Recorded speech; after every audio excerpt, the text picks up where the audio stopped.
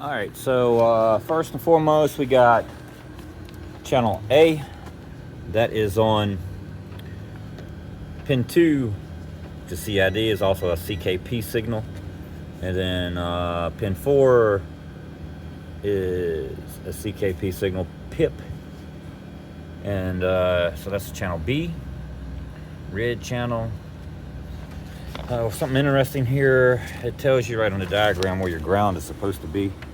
Ignition ground is on pin 7, which is this lower pin of the ICM. I'll show you on the standard that I got.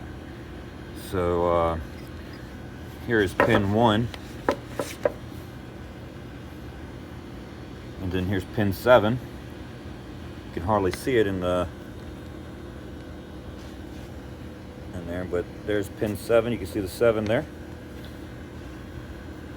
And yes, I've already connected this and done this once. That's why there's some trash right there on the edge of that.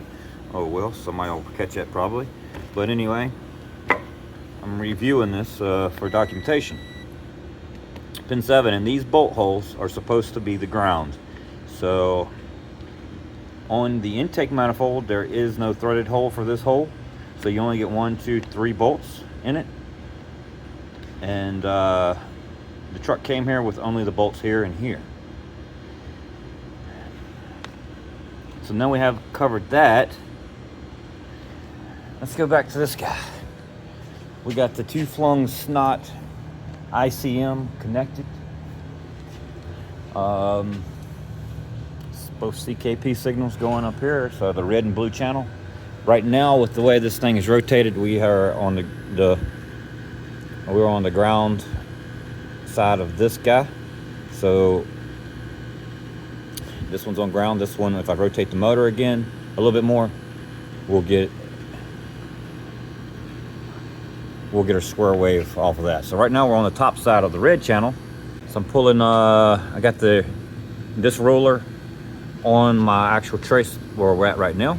So that's showing 7.35. Now what I'll do is I'm going to disconnect this one, and I'm going to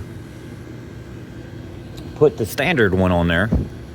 Now I'm going to show you what happens when I unhook this 2-flung snot ICM. So let's get this thing unhooked. I'm going to set my phone down because this is a little on the awkward side. I have nowhere to really set it. So okay, that'll work. So I'm going to pop this guy right off of there.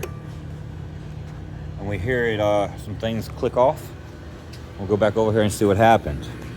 Now I'm going to get my ruler on here.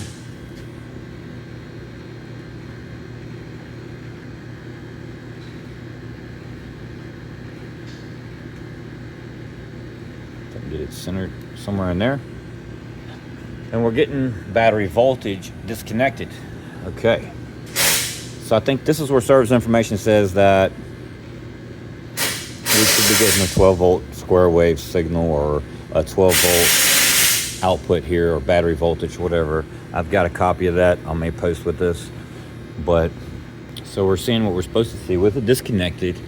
And then I think once the ICM is in the mix, we're going to get a little bit over 10 volts, and it'll be a 10-volt square wave on this ICM for the CKP.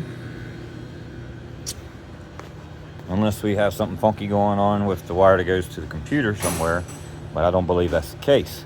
I'm going to take it step by step here and see if I relieve any of these symptoms by changing it out. So now I'm going to put the new ICM in place here. This is a standard brand, and I can't say that it's the best thing ever to put on this truck, but it's got to be better than this 2-flung snot with no markings of no branding on it whatsoever. Likely came from Amazon or eBay when they were throwing a bunch of parts at this truck. I'm gonna take my ground off. Actually, I'm gonna cut the key off first. Key is off. Let's get this guy disconnected here. All right, so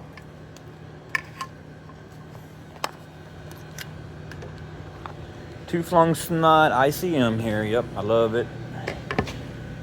I've got a side-by-side photo of this.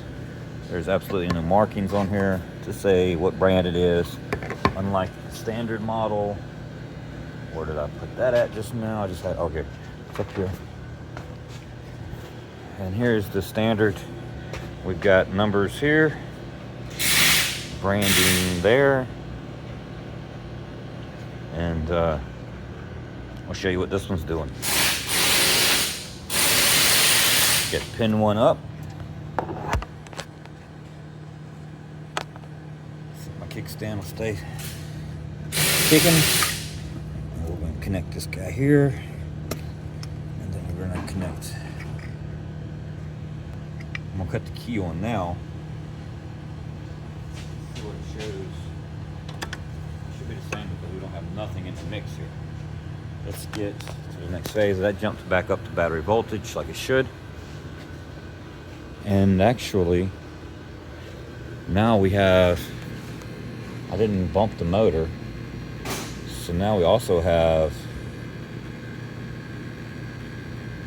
so these should be showing voltage at the same time maybe. I don't know. Either way, that's showing 6 point.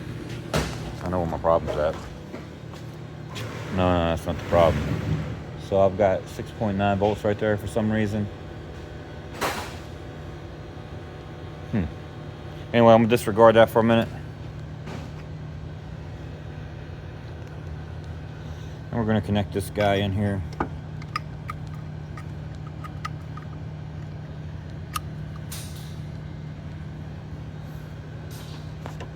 don't know what the reason is. That's because that is because my ground's not on here.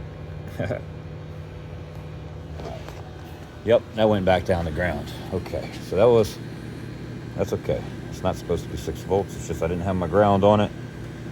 Now, I'm back down the ground.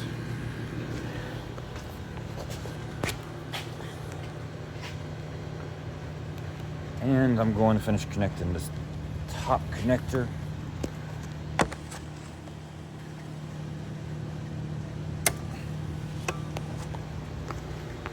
And we're going to come measure this over here again.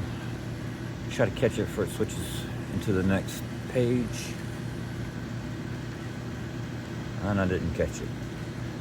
So we went from 7 point something to 7.35 to 10.6 volts. I'll show you the ruler. So our lowest, our 2-flung snot was 7.35, and our standard's at 10.6 volts. I don't know if this is going to fix the truck or not, but we're about to find out, so we'll see. Let's get this thing started up and see how it goes. All right, and we have the alternator plugged in, and this thing's running fine. Running just fine.